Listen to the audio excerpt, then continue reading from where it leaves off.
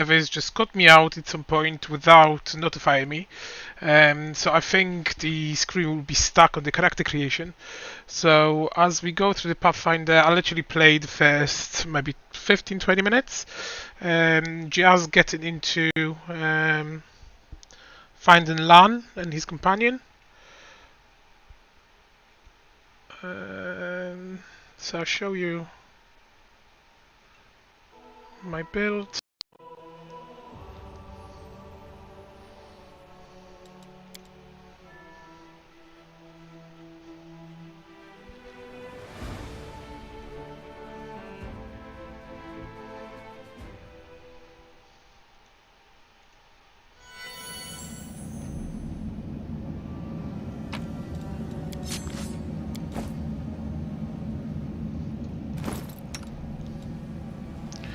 This is me. We are playing as a quarterstaff master with lawful neutral. We've got a crane style. We took weapon focus for quarterstaffs. Obviously we're thieflings. Nice little invisibility bonus, which I actually need to put on my thing. So we haven't done much, as you can tell. Let us not hesitate.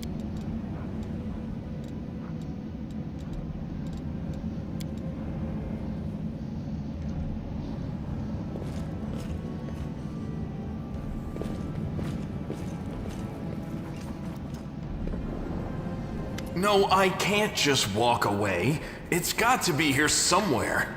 You struggle to make out the man's features in the gloom. As soon as he steps into the circle of light, however, you realize that you have never encountered a creature like this before. The stranger looks like the works of vivisectionists who attempted to stitch together a lizard and a man.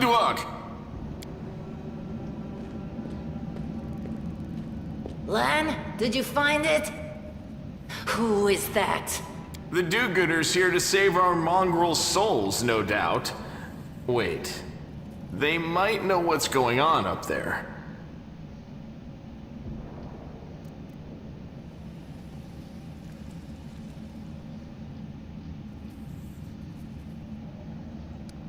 Demons are laying waste to If Canabras. things are as bad as you say, then we all have to hurry. You didn't come from the direction of the shield maze. Damn it. I couldn't care less about what's happening on the surface, but the maze. I realize that you guys have your own troubles, but we need to be in Canabras. People are dying up there. Please, show us the way out.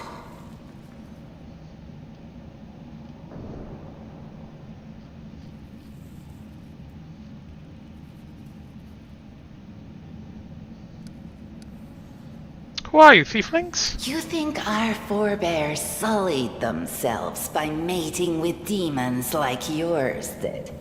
No, our ancestors would never sink that low. We are the underground crusaders, the children of the Crusade's finest.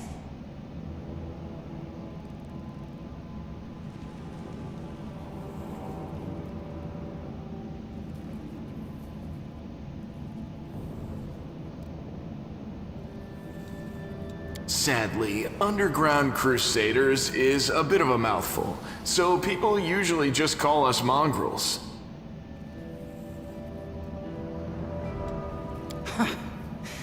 You just love repeating that, don't you, Lan? Mongrels. That's what the Uplanders call us. But we call ourselves Neathers.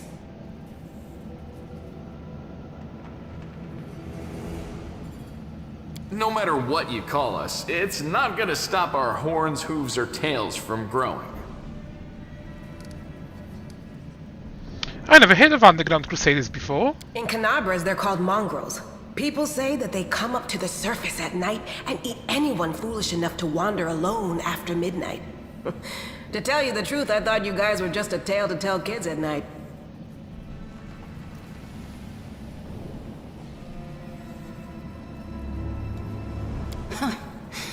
That's human gratitude for you.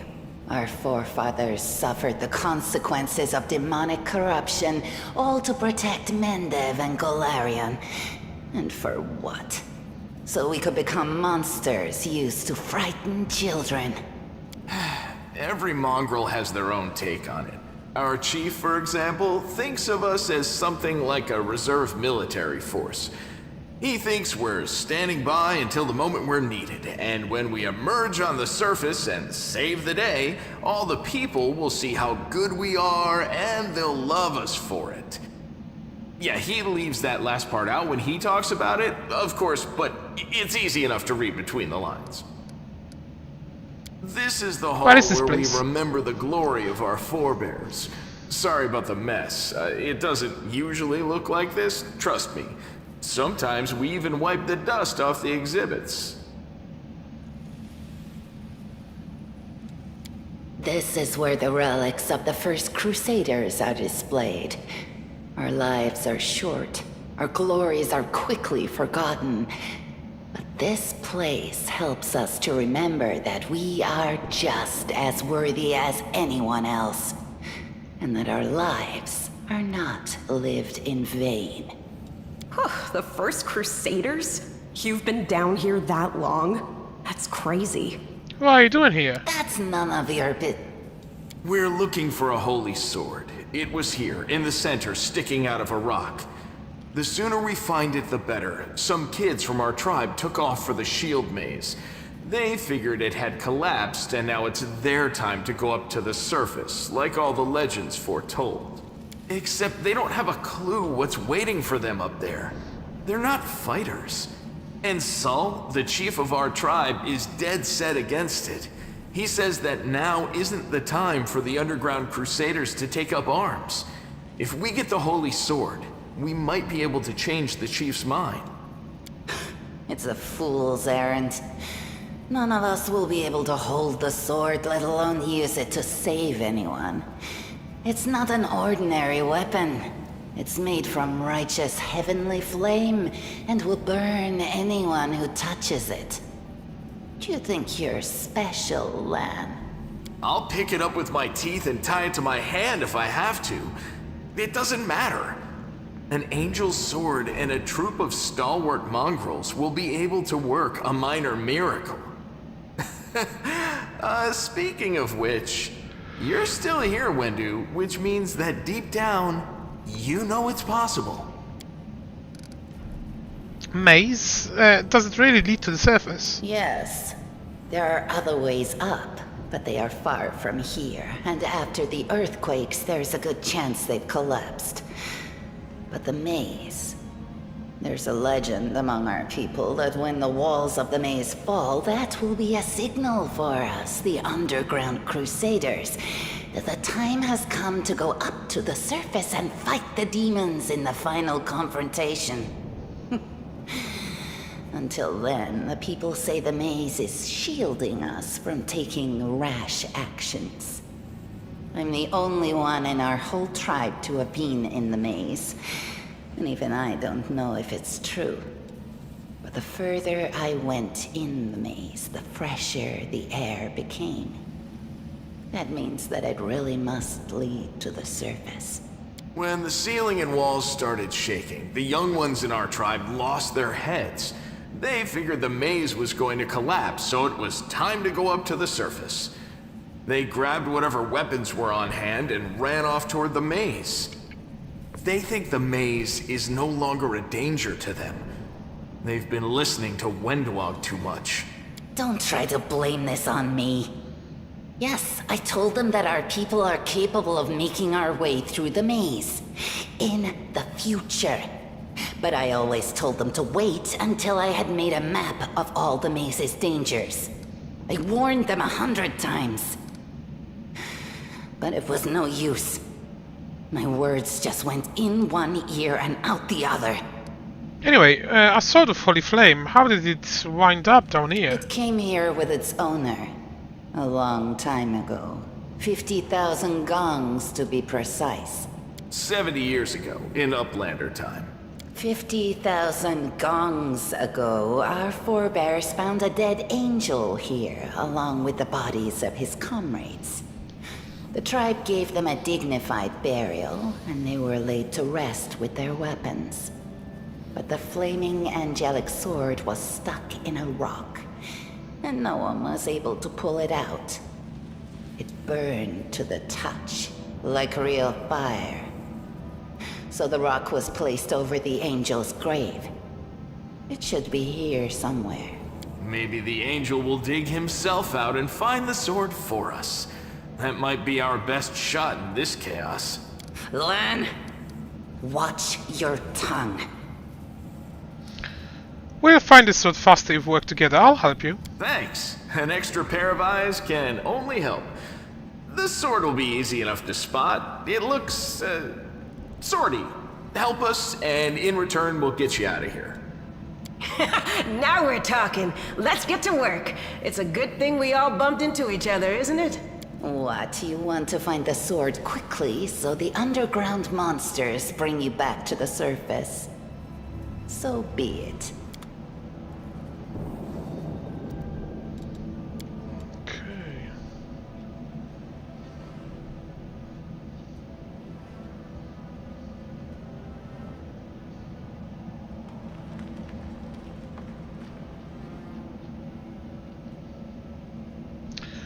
Level 2, Quartermaster, still continuing with the same thing.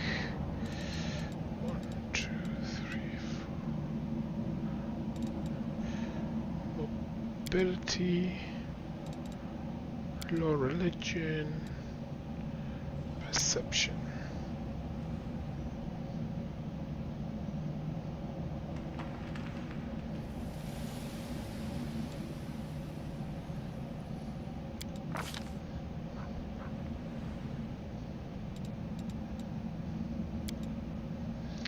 You may make a number of additional attacks of opportunity per round equal to the dexterity bonus. With this feat, you may also take attacks of opportunity while flat-footed. Lovely. You get evasion. A character avoid even magical and unusual attacks with great agility. If a character makes a successful reflex saving throw against an attack that normally deals half the damage on success save, he instead takes no damage. A helpless character does not gain the benefits of evasion. Our time has come. Apparently. Okay, Sila. We continue for now with Paladin.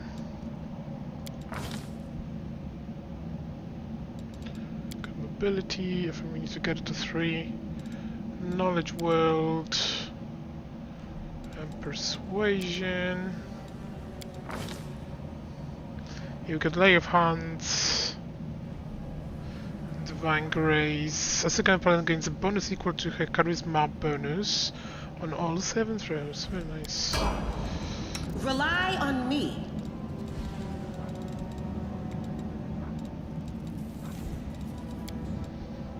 Camilla.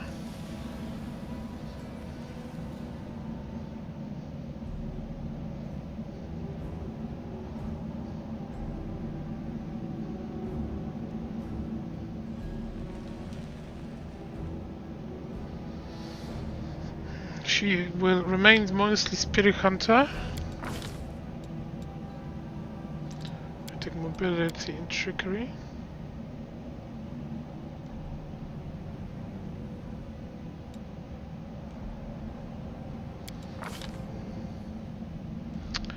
And we will go Hex. Evil Eye.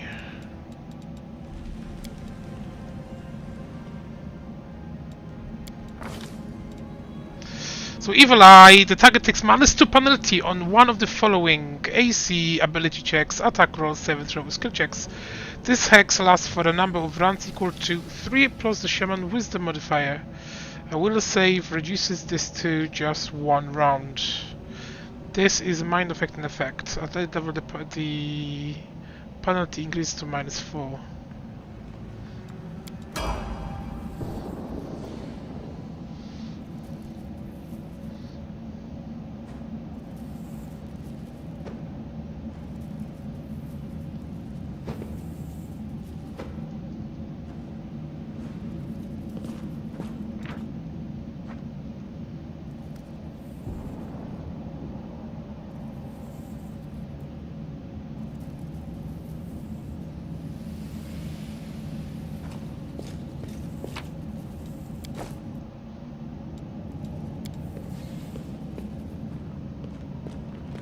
The deed is done.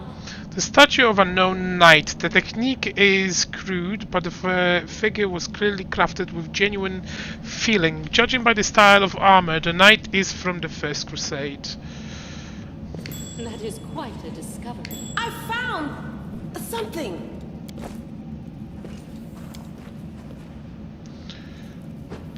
The room looks like an improvised museum, perhaps some kind of temple.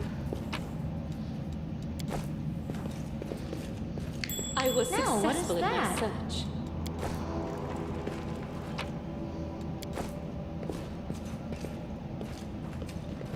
What's What that do there? we have here? That is quite a discovery.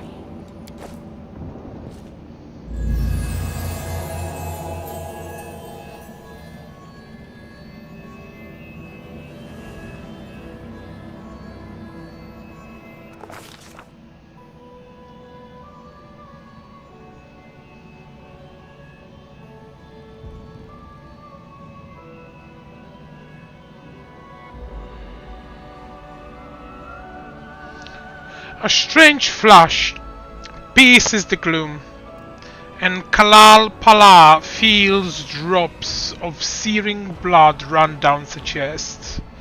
The wound healed by Terendelev reopens and weeps scarlet, but there is no pain or weakness. A hazy scene appears, a cave chamber, this one or another one entirely. Kalal Pala's heartbeat quickens, and a stream of thoughts suddenly bursts into her mind, thoughts that clearly belong to another. Treachery! They betrayed me, trapped me, and stabbed me in the back. My trusted allies, my treasured friends, the people I swore to protect. The people from whom I descended from heaven and came to this tubular mortal world. There they are, up ahead, in the gloom of the cave. What are they waiting for? Are they afraid to draw any closer? Do they believe I am about to die from their treacherous blows? Next to me, a quiet moan. A girl with a golden braid lies on the rocks, clutching her slashed side. She refused to join with the traitors and paid dearly for it. I could have tried to run, but I will not. Whilst I still have the strength, I must. While recognizing the foreign origin of these thoughts, Kalal Palal intuits that she can control them somehow. Let's try to heal the wound of the girl. A spark of healing magic illuminates the eerie, murky scene before Kalal Pala. The wounded girl opens her eyes and whispers, "Lariel, you said that everything was going to change soon. You said, and the other warriors of heavens would be leaving us on a grand mission to stop the demons forever.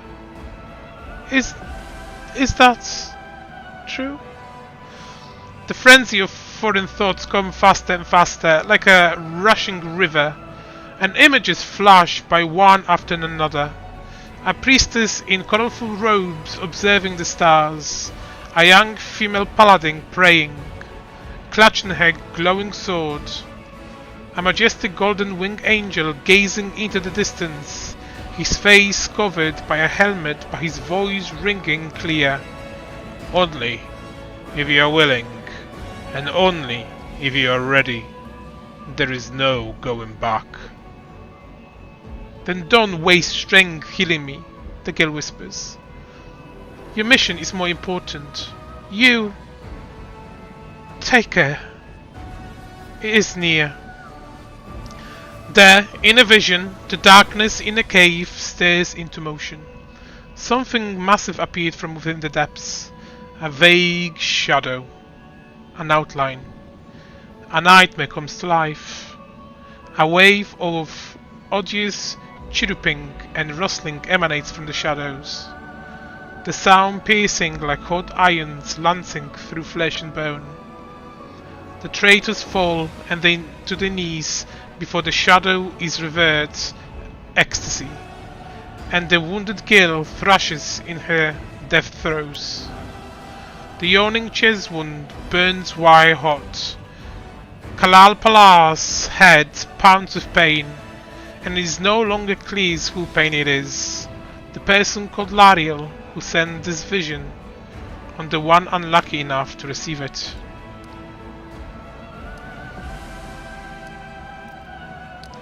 But Kalal Palar is determined to fight off the illusion. The force of the attack, though originating in a vision, is terrifying. But Kalal Palar is stronger. She shakes off the pain and torpor. But alas, the one who sent the vision cannot claim the same. He is broken and exhausted. A monstrous shadow emerges from the murk of the cave. It is not real. It exists only in this strange vision or memory. But the thrill of fear it provokes is more than real. The shadow features starkly resemble those of the Scary, the terrifying demon lord. In a movement as swift as thought itself, the monster's head is wrapped around the throat of the one called Lariel. The foolish angel struggling on the rock, like a fly with its wings turned off, intones the shadow. Its voice changes as it moves, shifting from a quiet whispering to a snorted shout, becoming young, then old, then quivering. Where is your goddess angel? Where is her self-assured herald? How is it that you are dying here alone, so far from the light of your heaven? A strange calm envelops the thought of one called Lariel. He recognizes who stands before him, and he knows he will never bow down before this enemy. He will never bow down before this enemy. The flaming sword flares to life in his hand, bright, pure, flickering with multicolored sparks like a sunbeam through stained glass. Slash! The blade slices through the demonic creature's flesh, and the monster recoils with a howl, releasing his grips on Larry's throat. The angel falls back heavily on the rocks. His vitality is ebbing, but his pride remains undiminished. He grips the sword and with his last burst of strength plunges it into the rock. Kalal Palar senses that the vision is fading, the rush of thought diminishing like river running dry.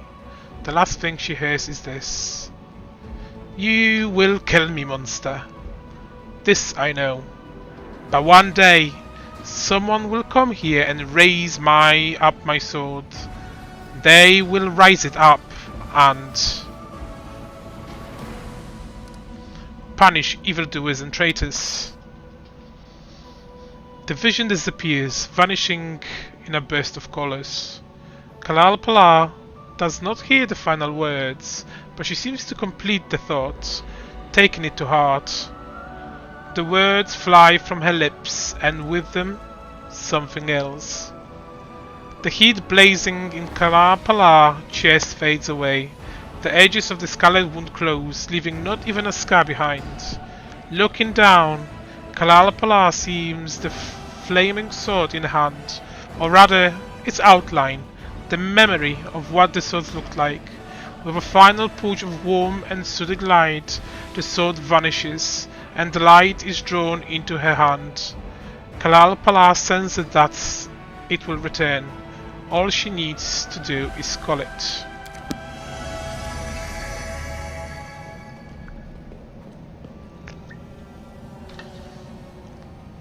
Hey! Are you alright? You were kinda glowing just now. Sheila kneels before the light, offering up a prayer to Iomide. That was it. The light of heaven. But how? What did you do with it? Where did it go? Lariel? That really was Lariel? The angel from the legends? The ancestors even got his name right on the gravestone. The chief will be thrilled. You. Thousands of gongs and no one's been able to touch it, and now you, an ordinary creature of flesh and blood no different to us, get the sword and start talking about visions. Now, Wendowog, don't be a sore loser. She is clearly different from us. The sword appeared before her, along with the angel's name and all that other stuff, because she doesn't carry our mongrel taint. Heaven doesn't give a damn how special we are. We're born with evil inside us. Heaven doesn't need to know any more than that. I know you're willing to tear anyone apart to uphold our people's honor, but you and Sol, you just refuse to face the truth. We are the way we are because our ancestors' bodies were corrupted by the Abyss. It does the same thing to plants and animals. There's nothing heroic or special about it. It doesn't make us better, and it doesn't make us worthier. Did you saw it too? The traitors? The dying girl? It's only us here. Your group, you, me, Wendu, and the light of heaven that sort of got, sucked into you. Any chance you can whip it out again? We do kinda need it. Sorry, I crack jokes when I get nervous, and when I'm upset, and when I'm happy. Anyway, what I said, it came out wrong. We need to bring you to Chief Sol. You can show everyone the light of heaven, we'll rally the tribe and go into the maze, and we'll get back our kin. And what if she can't make it happen a second time? What then? The tribe will just say we're crazy and turn its back on us. That is just... wow, I mean, that's amazing! Heaven has truly blessed you. This power is the most majestic thing I've ever seen in all my life. Is this what the sun is like, Lan? Yes, it's similar. But this light is more... golden? Chief Sol needs to see this. Now that we have the power of angels on our side, he can't say no. He'll have to assemble a troop to storm the maze. You Uplanders care about your kids, right? Help us save ours. Without them, we won't survive. And then, the perils of the maze won't be so bad if we go together. We'll make our way through it and find the way to Canabras. Let's go. We'll take the short route.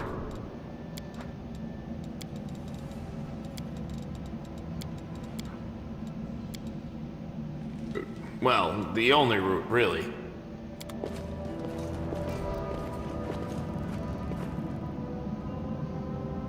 Now what is that?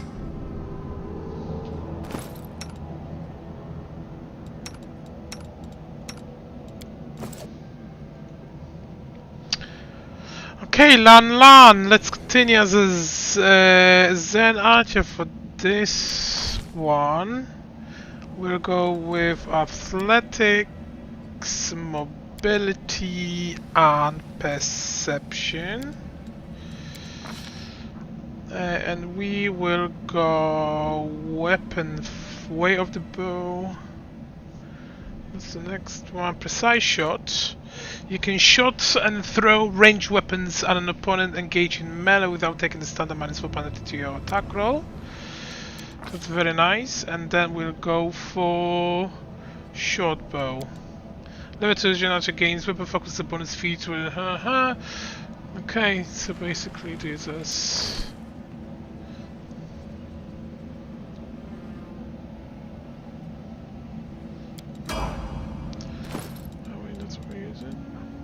Longbow for now, so we're gonna have to change it to a short bow according to my little list I've made.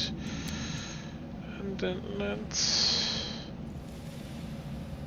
the Manbog, she will be a fighter.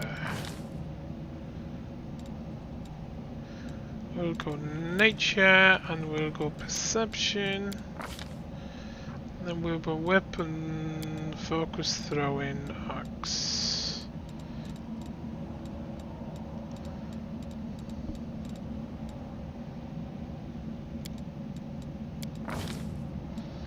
He gets bravery, son of a 2 fighter gains a +1 on will save against fear. This bonus increased by 1.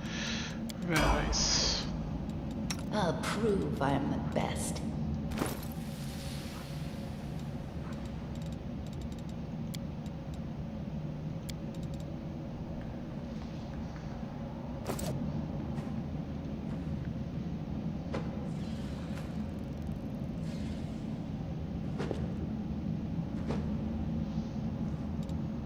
Only you deserve my obedience.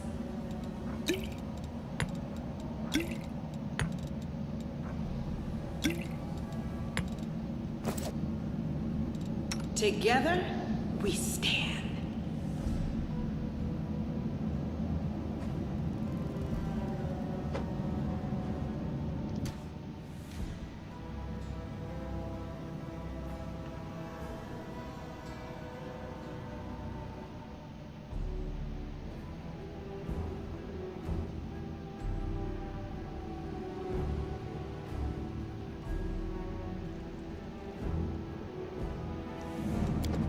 The mongrel did it.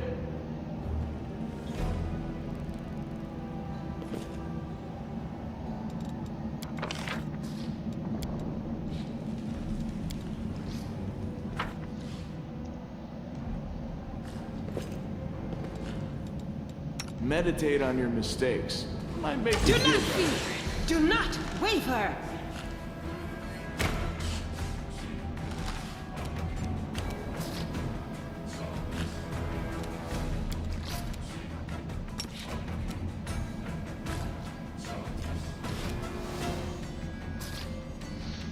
Okay, they're immune to evil eye.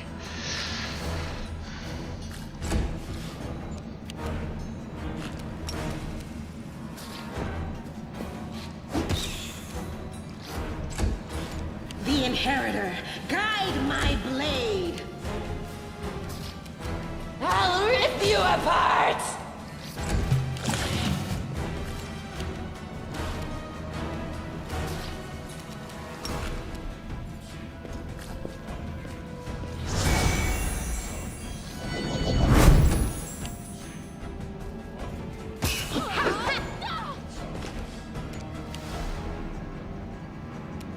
Attack!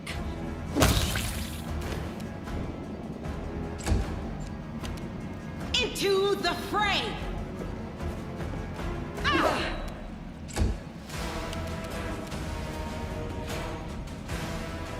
No match for me. You brought the wrong mongrel.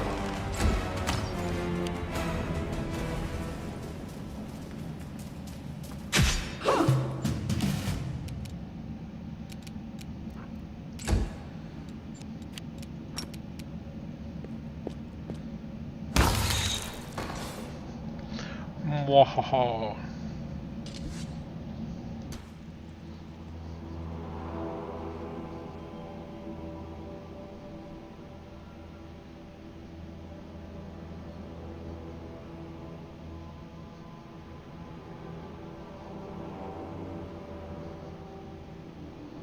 We march ahead.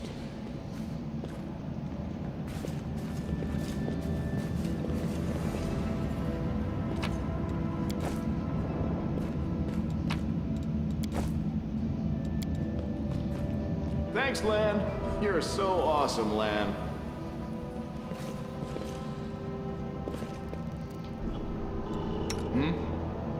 You won't survive me. Defeat is not an option.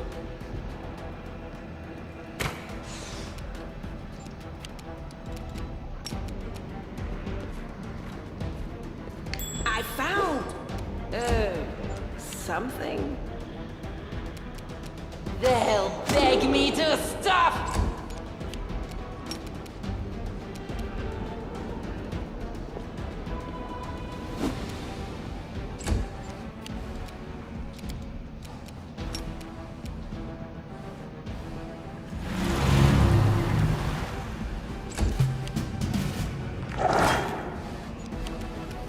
Endure this!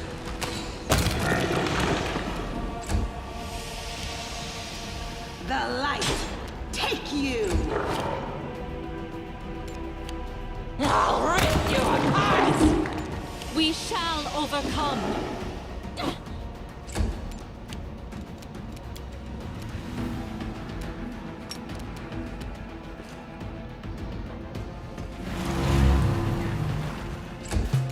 Make every strike count.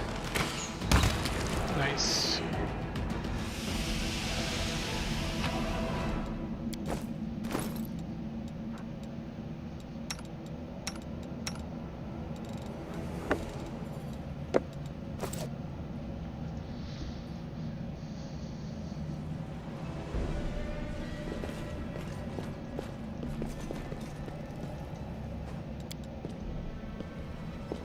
Thanks, Lan. You're so awesome, Lan.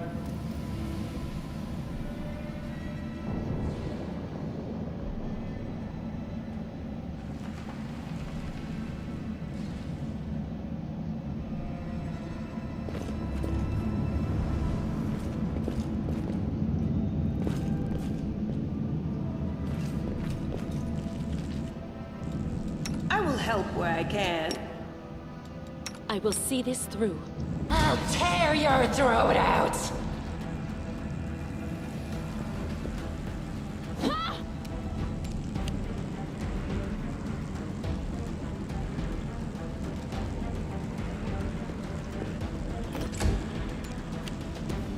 You've crossed the wrong mongrel.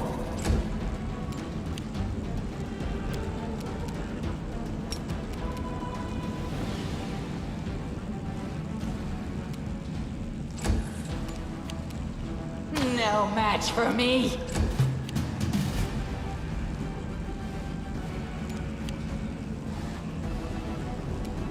No glory without risk! You won't survive me. Do not hold back. Strike as one.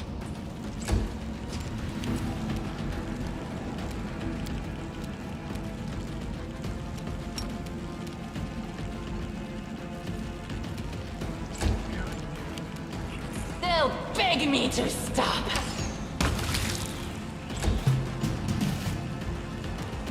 The Inheritor, guide my blade! Endure this!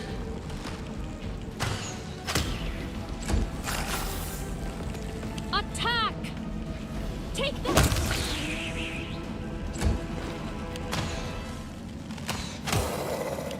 I'll cut you wide open! Nice. Very nice.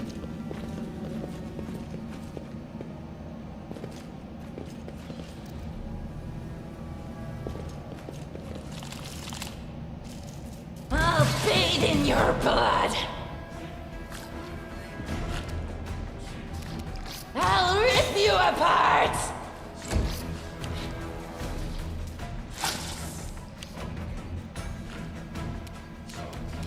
We shall overcome. The spirits demand your blood. Make every strike count.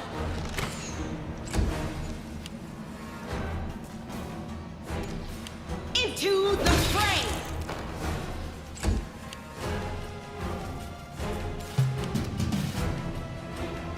No match for me. Do not hold back. You are today's sacrifice! You've crossed the wrong mongrel. What do we have here?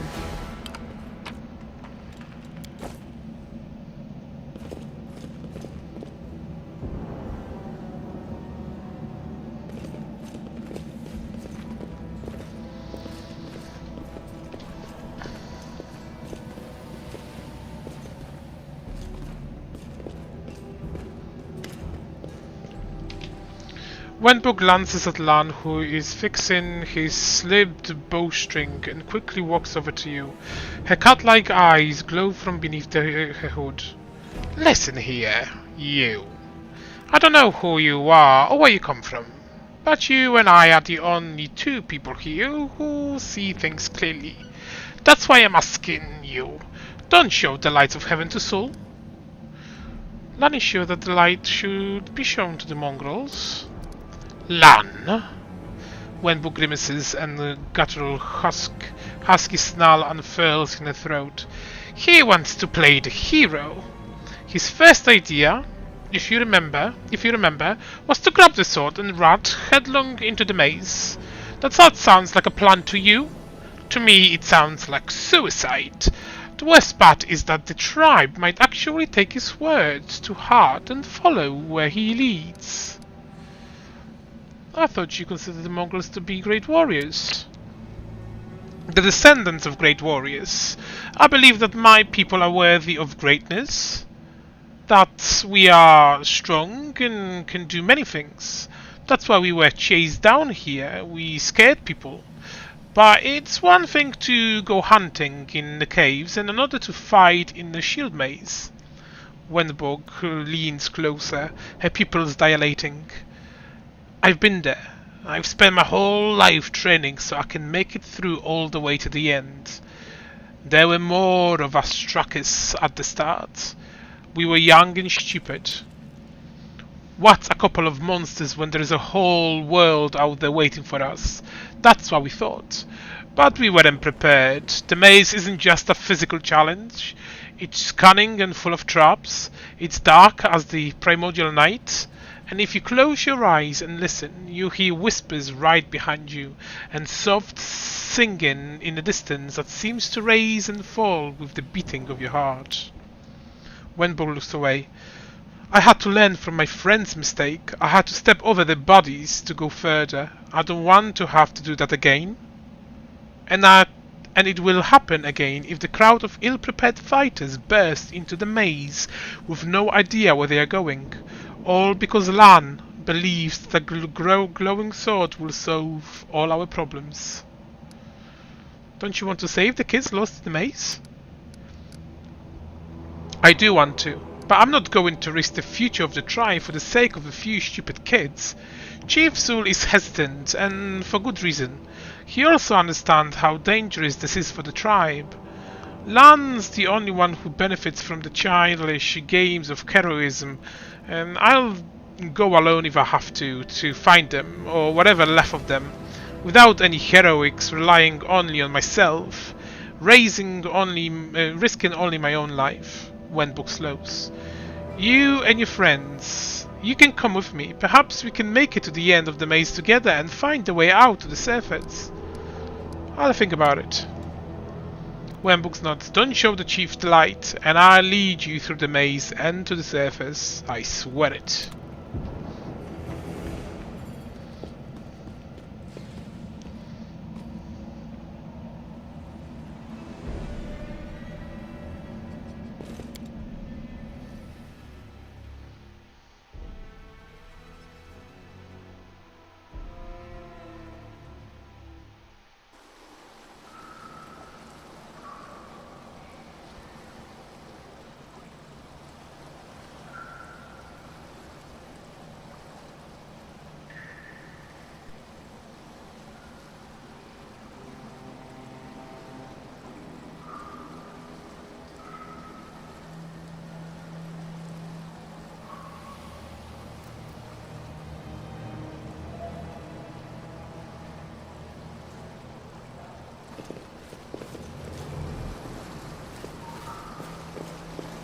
Our path leads on.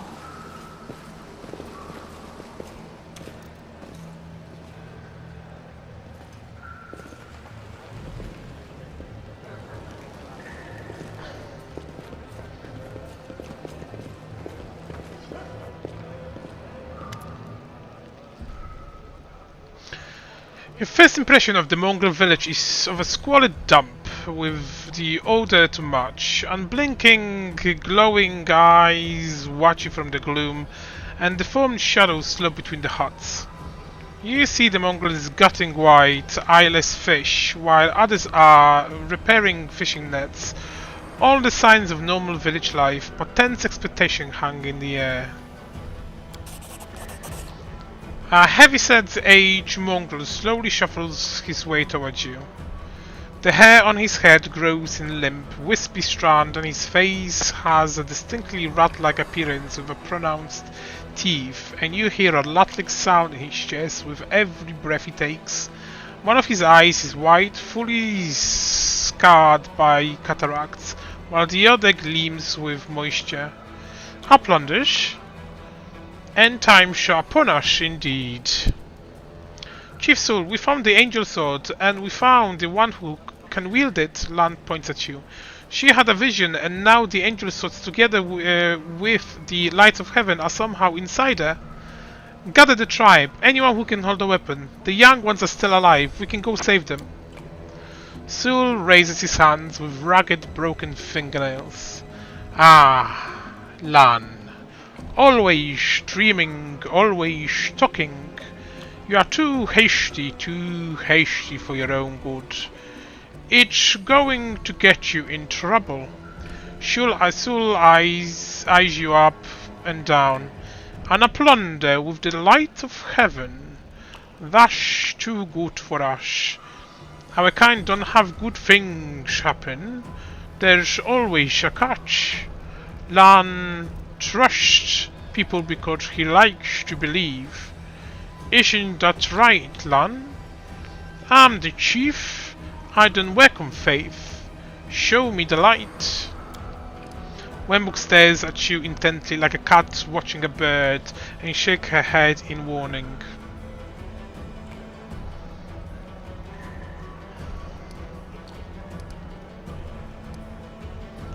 Lan speaks the truth.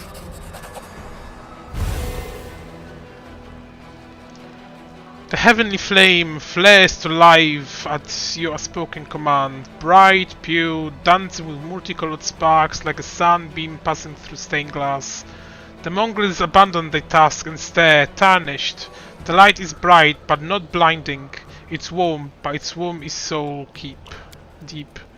Soul is silent for a while, tears are streaming down his wide, pale face, but the old man doesn't even care to wipe them away.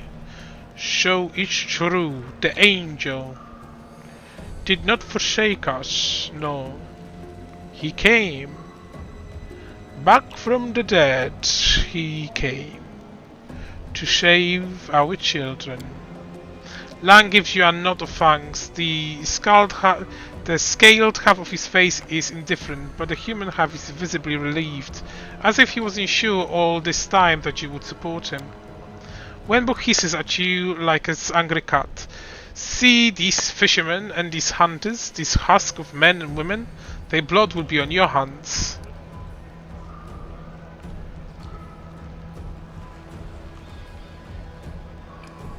We have the blessing of the angels. We will survive and help the young tribesmen.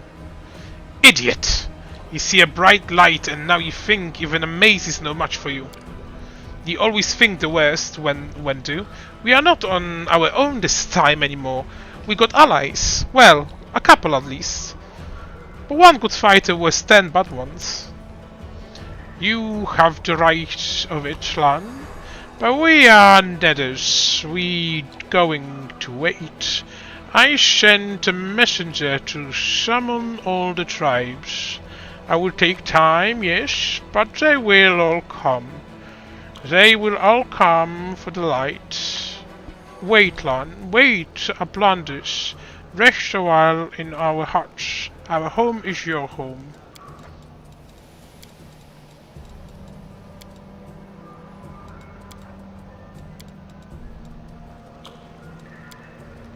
Lan signs. Alright, Chief.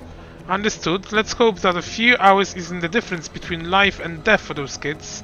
If they ask me what took so long, I'll tell them it was your decision. Wenbok only grits her teeth in silence. I will guide us.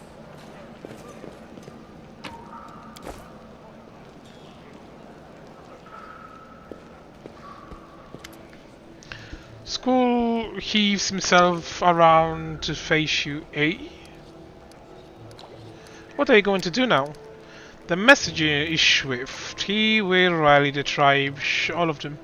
The angel of light is with us, so we will follow it. Now go, rest, eat. Can I clarify, we are just Uplanders, prisoners or guests here? Have you drawn weapon against us? No. Have you killed us? No. Have you stolen our food? No. Guests. I want to ask you a few questions if possible. Soul nods. Aye. Tell me some things about mongrels. Eh? Well, we are the Crusaders under the ground. The children of the first Crusaders. The world wound touches everyone. Look at us. We are all marked by it. The Uplanders didn't like it. They drove us down here. But we have a secret. Soul one good eye twinks slyly. We are waiting. When the shield may fall, that is the end of our lives down here. We will go up to the surface to fight. Until then, we don't. Our place is here. But now we all have seen the light of heaven. Now we all can go. What other signs do we need? We must fulfill our Crusader duty. Tell me about Wendu. Ah, Wendu, our beauty, our hunters. Who is most skilled than Wendu? They are brave fighters, yes, but brave doesn't mean skilled. Wendu is the only one to go into the maze and come out again. The Ocean listen to everything she has to say. And what about Lan? Lan. Soul makes a full gesture. He is one of... she is not one of us. No, not one of us. His father was one of us, but his mother, no. They took him up to the surface, they ruined him as a child. There they came back, but he wasn't one of us. A good hunter, yes, but he feels trapped down here. But he can't go up there either, so it's not safe. He wouldn't last a gong. Thank you for your answer.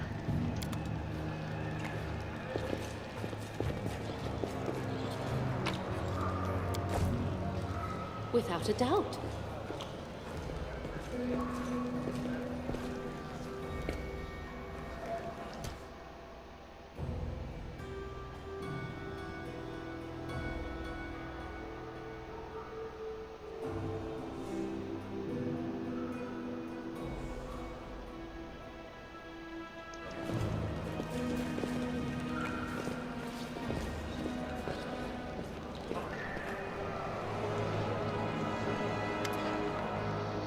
Finally, someone from the surface. I was beginning to lose hope.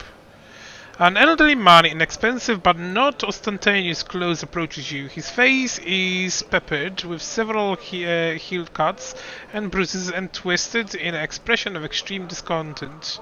Allow me to introduce myself. My name is Hogrus Gwyrm. Yes, that Gwyrm. You no doubt have heard of me if you have spent any time at all in the city. I have business proposition for you. Your name tells me nothing. Who are you? You truly are freshly arrived in the city then. You couldn't have picked a worse time, that's for certain. Only just arrived and the city's been razed to rubble. You should know that you are looking at one of the richest and most distinguished men in Canabres. I may not be as well known as certain swaggering loudmouths who spend their lives traipsing from one bar to the next. But the Gwyrm Trading Company is one of the pillars of the city, I'll have you know. Did you see the markets in the square? I pay for those. Tried any festival delicacies? You have Hogrus Gwyn to thank for that. How did you end up in here? For a moment, Hogrus' eyes focus on Camilla before his gaze returns to you. Like everyone else, down I went when this accursed beetle cleaved the ground in twain beneath our feet. I'm lucky I did not break my neck in the fall, and I'm doubly lucky that I didn't encounter any subterranean cockroaches on my blind wandering, and instead came across hunters from the settlement.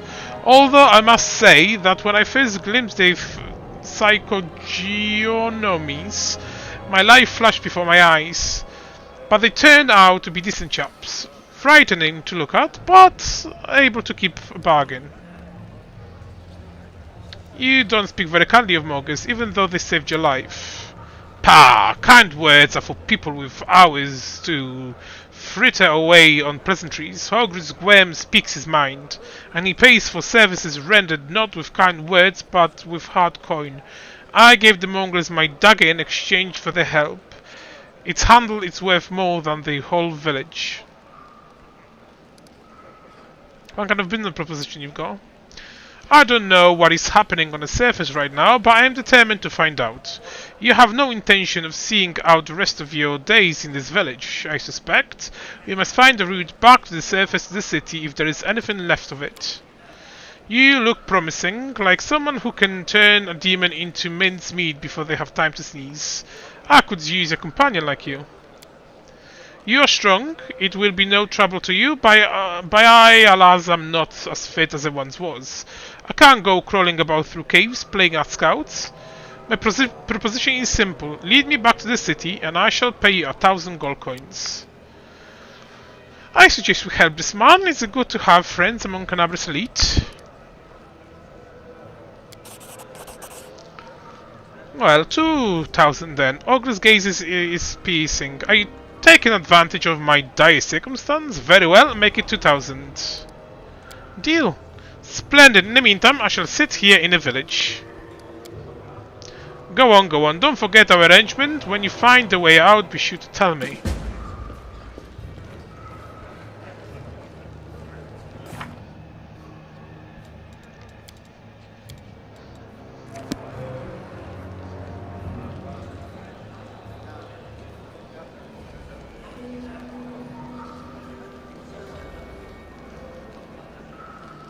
Forwards.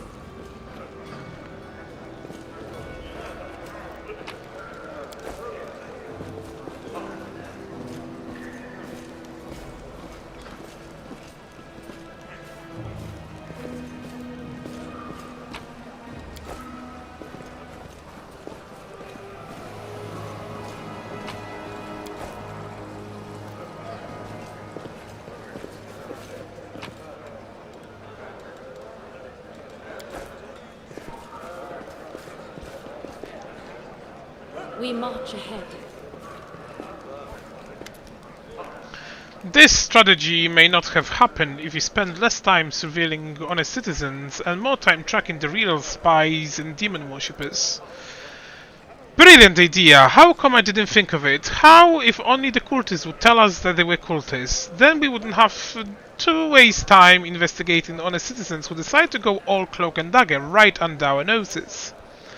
Hogris and Navia sit some distance apart, snipping at one another in an idle fashion that testifies to their long acquaintance and mutual dislike. When they notice you, they quickly fall silent. What's the bad blood between you two? It's an old matter. Miss Tirabade here had a notion of spying on me, then of rummaging through my goods. I ask you, do I look like a cultist? Huh? Cultists don't tend to look like cultists, you know. That's kind of the whole point. And you, Mr. Gwem, built a whole secret operation of buying and smuggling into the city. What was it? Oh yeah, magical weapons. How was I supposed to know that all the rigmarole with middlemen was so you could anonymously donate supplies to the crusade? Don't you see? I have a reputation to uphold, one that I value most highly. Hogris Gwem is a hard-nosed businessman, not a good fairly from a tale. Yes, I care about the city. Yes, I wish to see that its defenders, my defenders, well fed, healthy and well armed. But to make those donations openly was unthinkable. I might as well hang a sign outside my door welcoming in everyone spongy, leech and parasite in the city.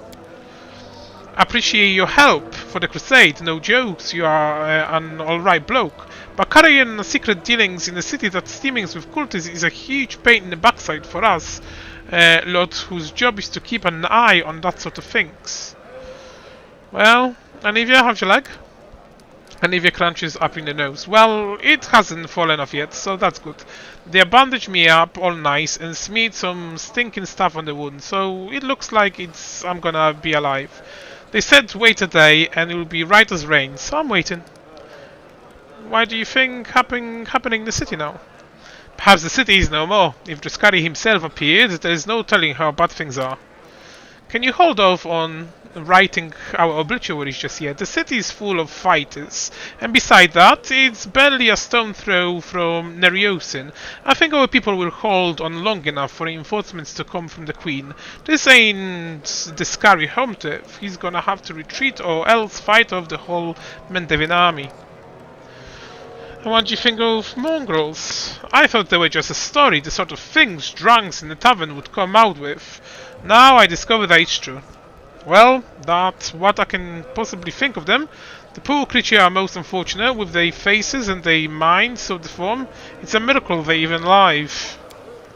The part that boggles my mind is that they are descendants of the first Crusaders. All these years they've been living beneath our feet in caves, in dirt. If I know the legends about them were true, I'd have dedicated my life to getting them out of this place. To what end? The people of Canabras would have stoned them on sight, and Planet Hurlun would have had them tossed on a pyre en masse. Whatever the ills of this place, it's their home. How long do you think they would have to survive on the surface? Well, and what are you going to do when you come back on the surface? I'm going to go home. Last I know, I own a very fine mansion. I should see if it's still standing or if I'm now homeless. I'm going to find Irabeth. She's my wife and the leader of the Eagle Watch. As long as she lives, she won't allow Canabras to fall. Go on then, go and dilly-dally. The sooner we get out of here, the likelier we are to find some people still alive up here. Take care of yourself.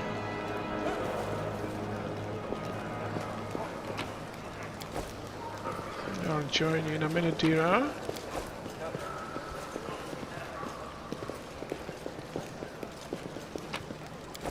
Our path leads on.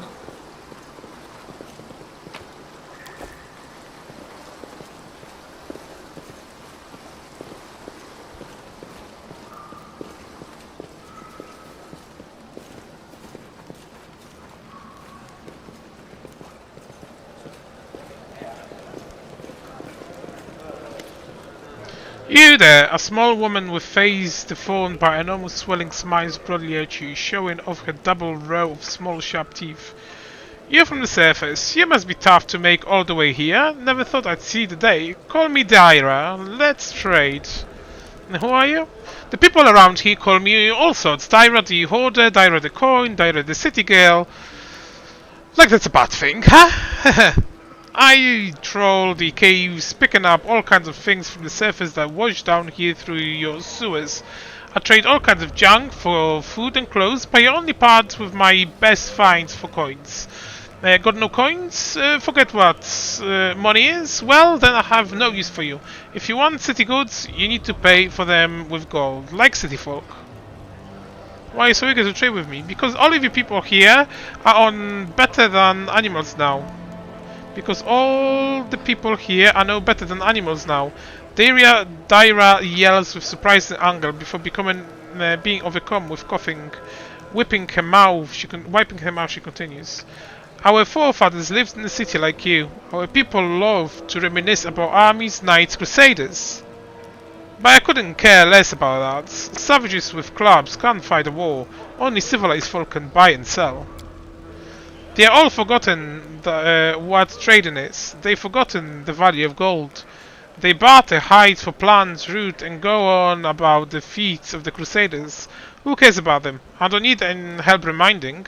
I have coins and I have things to sell. Now let's trade like a proper city folk.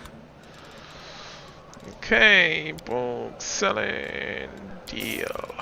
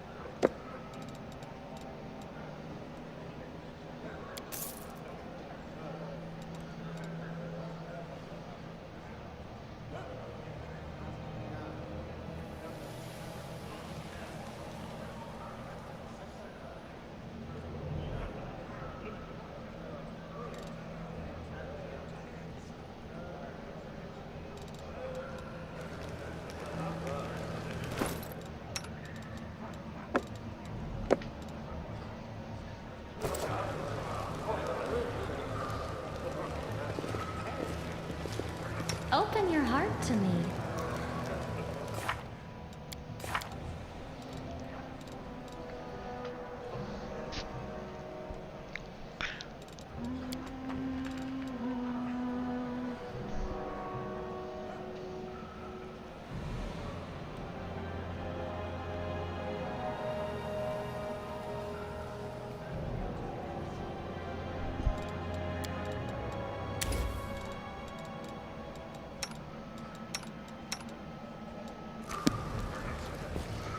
I will guide us.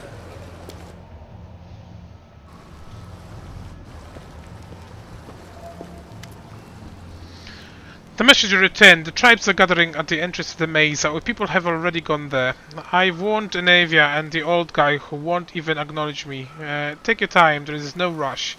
The most important people always show up late. Luns looks around. Everything's going to plan, but the one thing's bothering me. Wenbok's gone.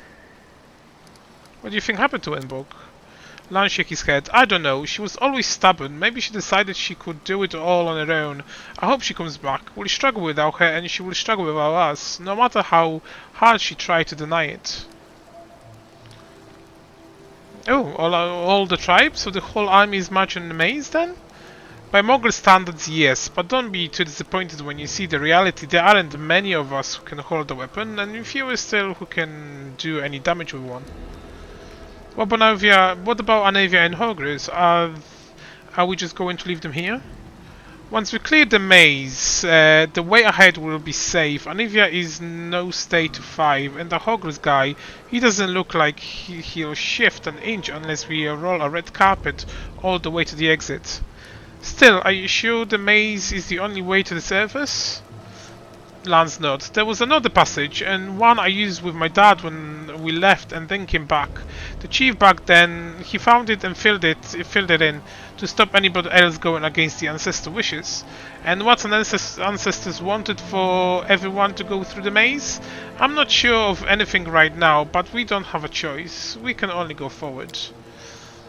There were other passages, but they are far from here, and with all these earthquakes, who knows what conditions they are now. So our best bet is the maze. If it doesn't lead anywhere, then we can consider our next move.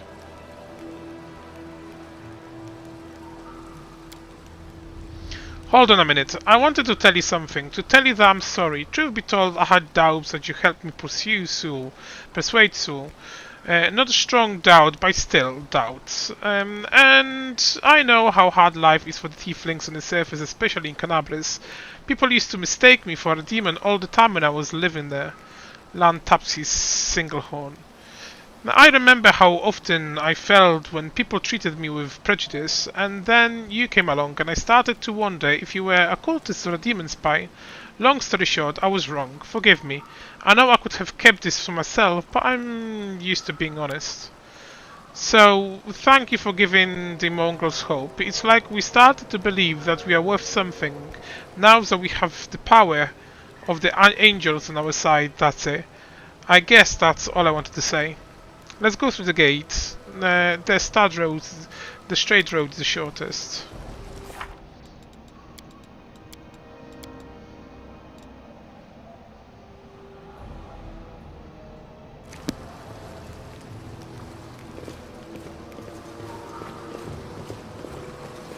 Without a doubt.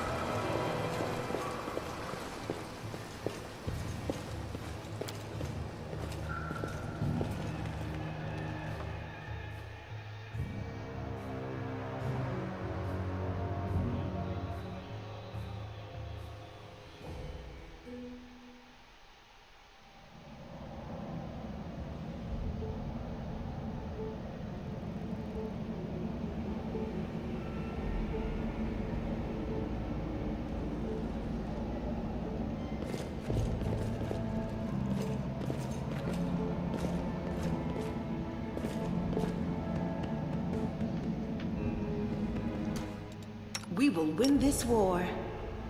Together we stand. Save the last one for me.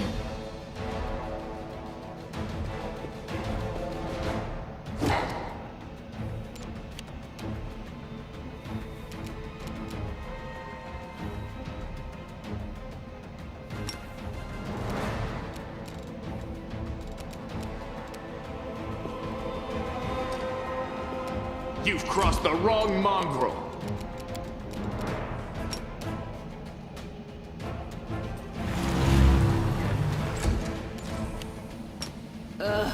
Did I mess up again? Strike as one. You won't survive me. I stand ready.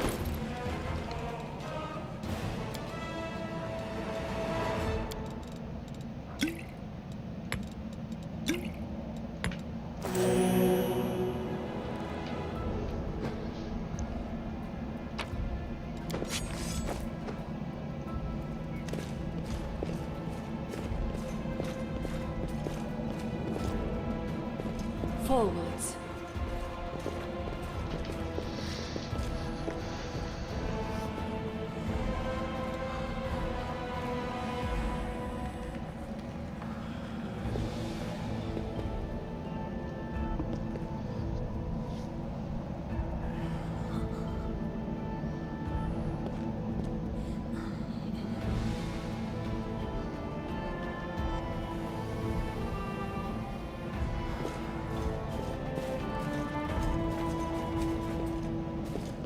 We will prevail.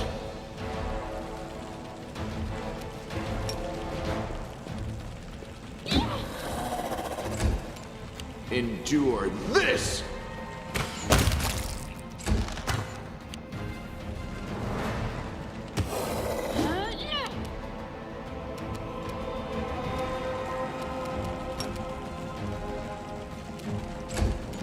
No glory without risk!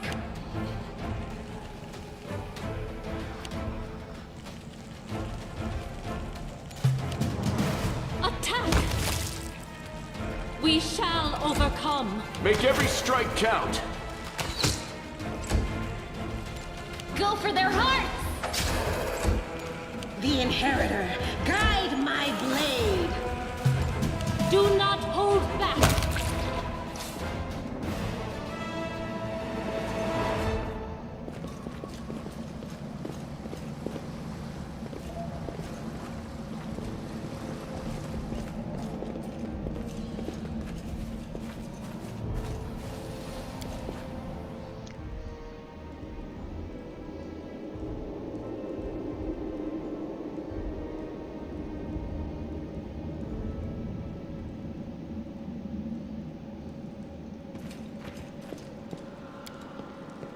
I have managed.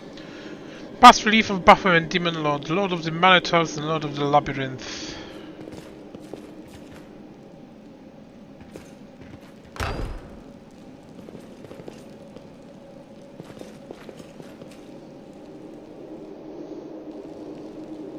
We march ahead.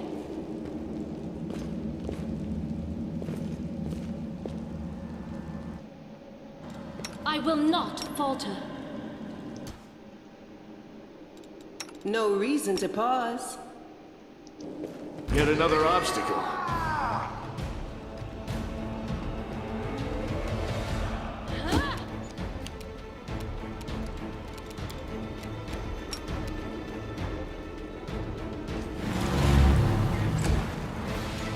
You've crossed the wrong mongrel.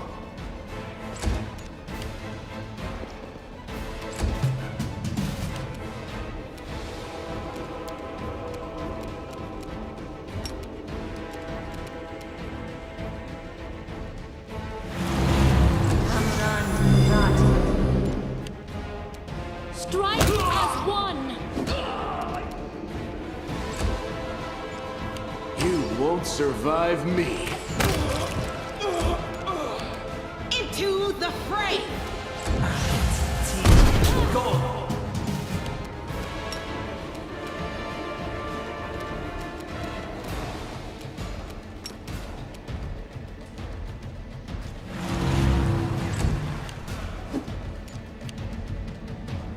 Attack! Endure this! Very nice.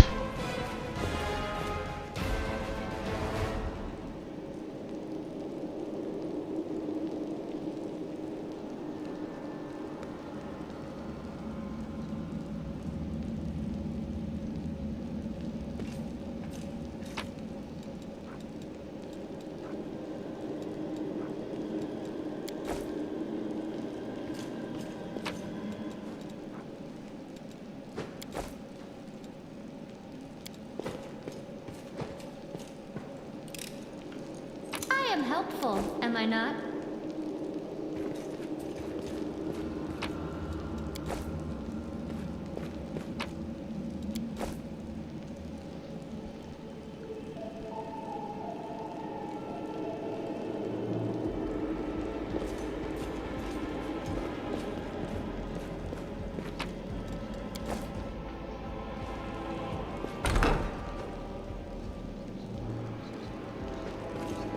I was successful in my search. I hope you appreciate this.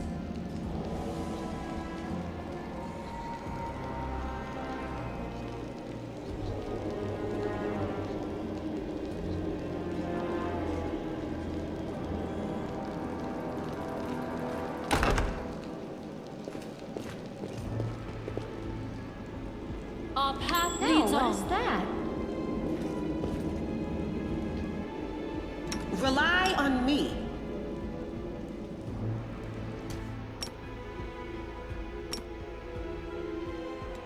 Our time has come. The heartbeat quickens. That is quite a discovery.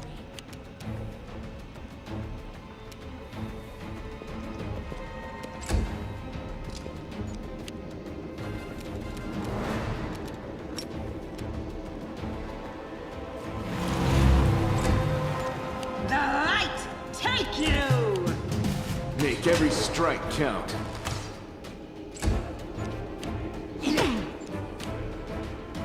We shall overcome.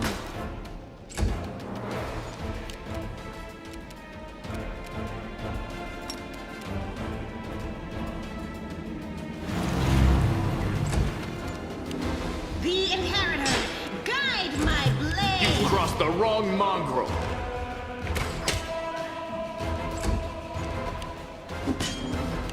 Do not hold back.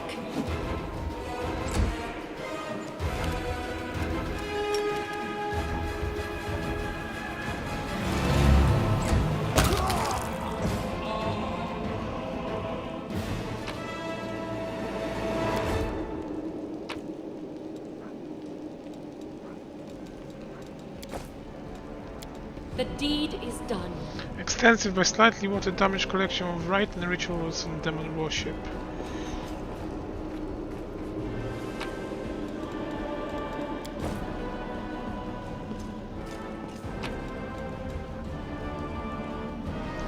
Tom of Mighty minus sermons from the labyrinth. Almighty our Lord, formidable and sublime. His body is a bastion of flesh rising above all minotaurs.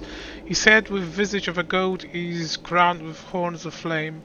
His shoulders and remnants are embezzled with great runes telling of his wisdom and might.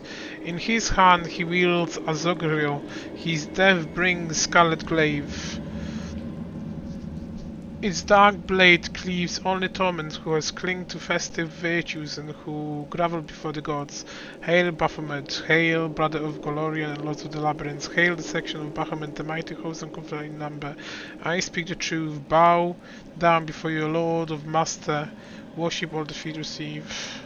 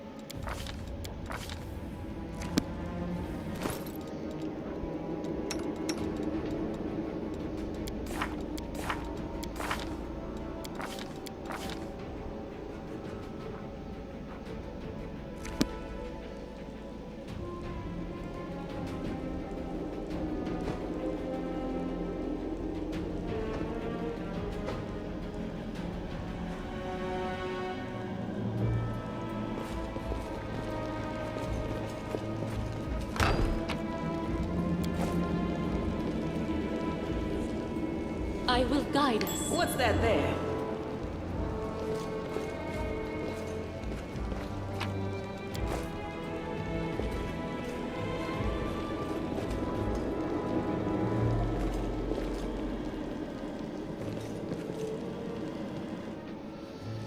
Together we stand. Let us not hesitate. Did we find trouble? No, they did.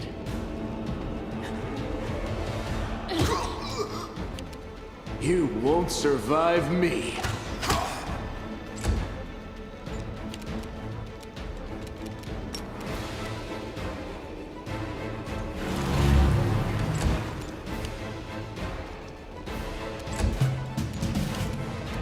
Endure this! Strike as one.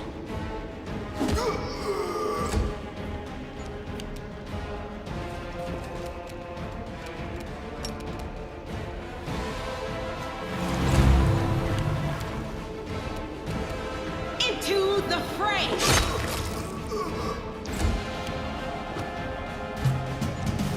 Make every strike count!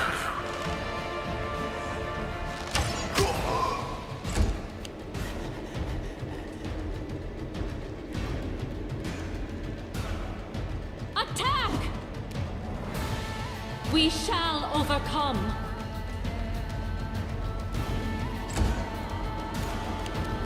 I'll cut you wide open. No glory without risk! You've crossed the wrong mongrel.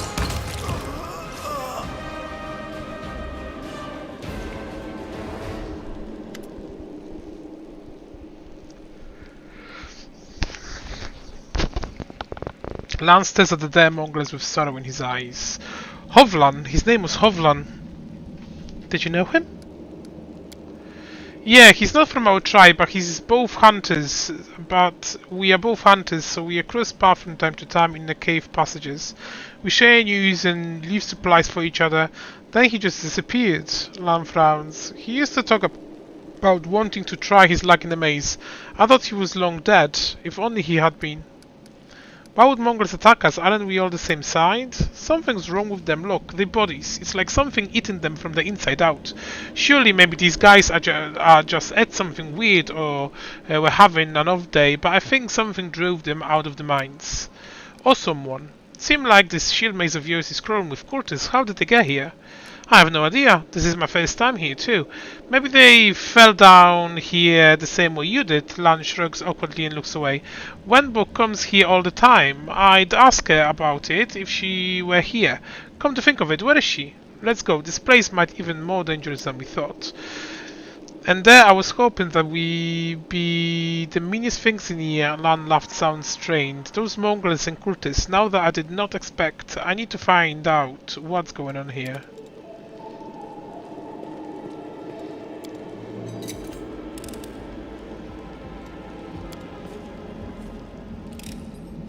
I am helpful, am I not? The bloodstains still mar the ground. Around them are comfortable benches with pillows. Someone clearly enjoy watching others suffer.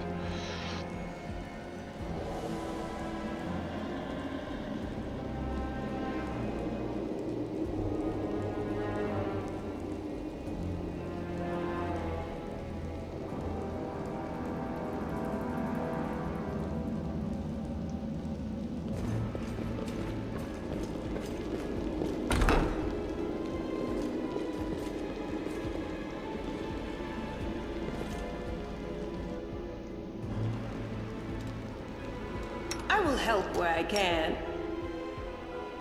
Together we stand.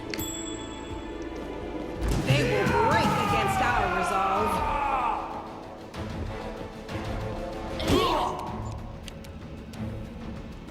You won't survive me.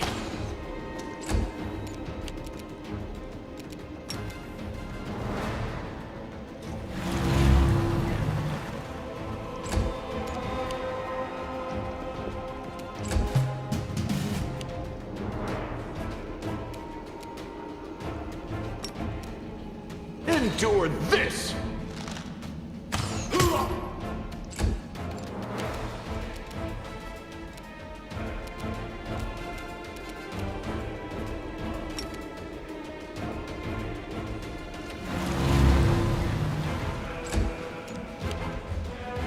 The Inheritor, guide my blade!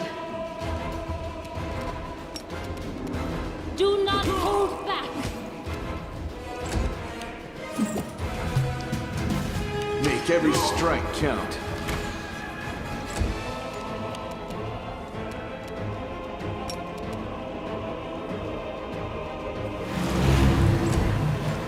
Into the fray! Strike as one.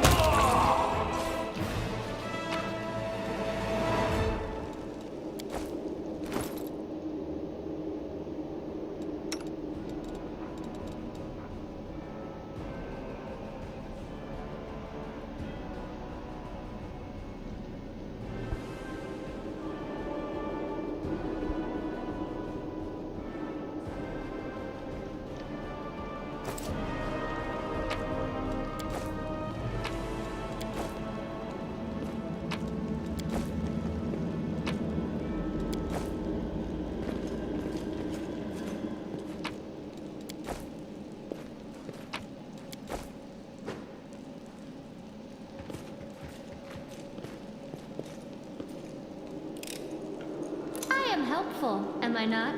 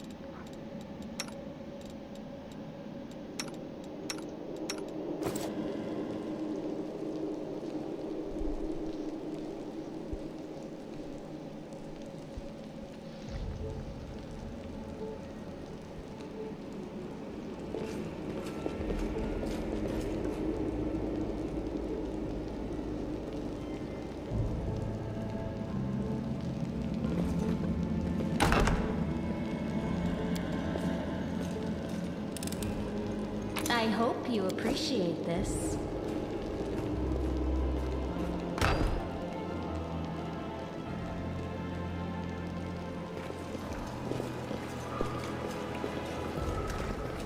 I was successful in my search.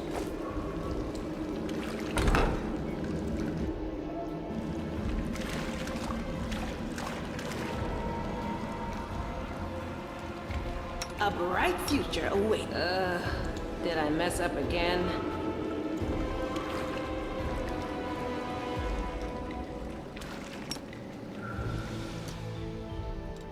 I stand ready. These magics should be used in other ways. Do not fear! Do not waver!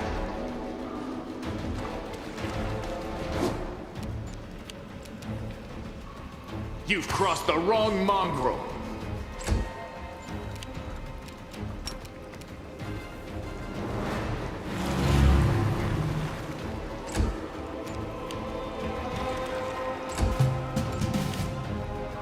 You won't survive me.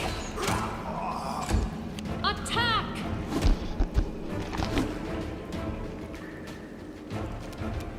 We shall overcome!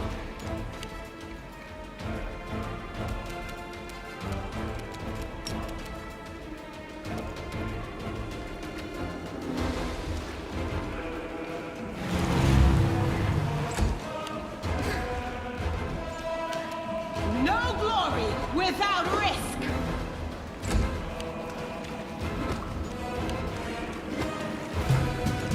Endure this! Do not hold back.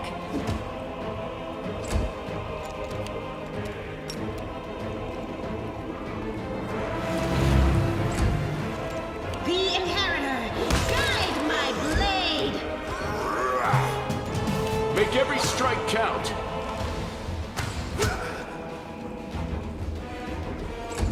Strike as one.